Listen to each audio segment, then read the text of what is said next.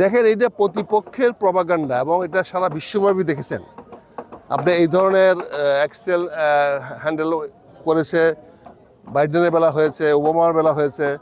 এটা হলো technological warfare নাও।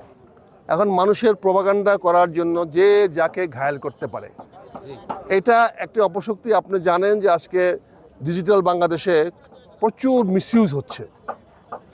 অনেকে এটাকে ব্যক্তি স্বার্থে, প্রপাগান্ডা স্বার্থে ব্যবহার করা হচ্ছে। এবং আমি এটা মনে করি জামাতের আমির সম্বন্ধে যেটা বলা হয়েছে, যদি সত্য হয় আমার কোনো আপত্তি নাই, সেটা প্রকাশ করবেন, কেন নয়? ওনার বক্তব্য যদি সঠিক হয়, ওনার ইন্টারভিউ নেন, ওনার কাছ থেকে শোনেন উনি কি বলেছেন। আপনি হ্যাক করে আপনি ওনার নামে দিচ্ছেন, দিয়ে প্রপাগান্ডা দিচ্ছেন, কথা বলতেছেন।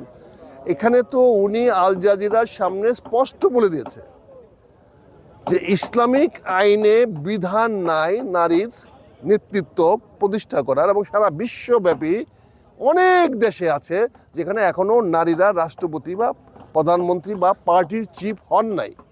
এটা শুধু বাংলাদেশে নয়, খোদ আমেরিকাতে আজ পর্যন্ত কোনো পার্টির চেয়ারম্যান বা প্রেসিডেন্ট নারী হয় নাই।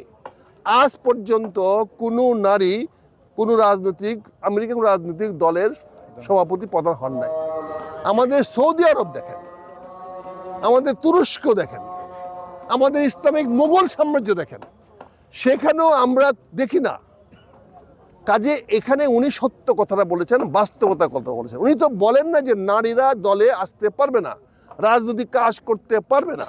উনি তো বলেছেন আমি সকল নারীর তার কর্মের অধিকার নিশ্চিত করব, তার নিরাপত্তা নিশ্চিত করব। এটা তো উনি অঙ্গীকার দিয়েছেন, এবং উনি বলছেন যদি কেউ এটা খেয়ানত করে তাহলে উনি তাদের বিরুদ্ধে দৃষ্টান্তমূলক ব্যবস্থা নেবেন।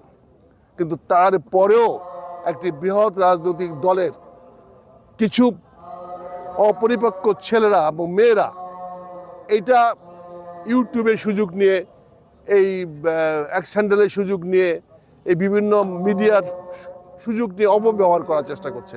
আমি এটা নিন্দা জানাই, ঘৃণা জানাই, এবং এই অসত্য মিথ্যা প্রচার থেকে বিরত থাকার জন্য সবার কাছে আমি বিনীত অনুরোধ জানাই।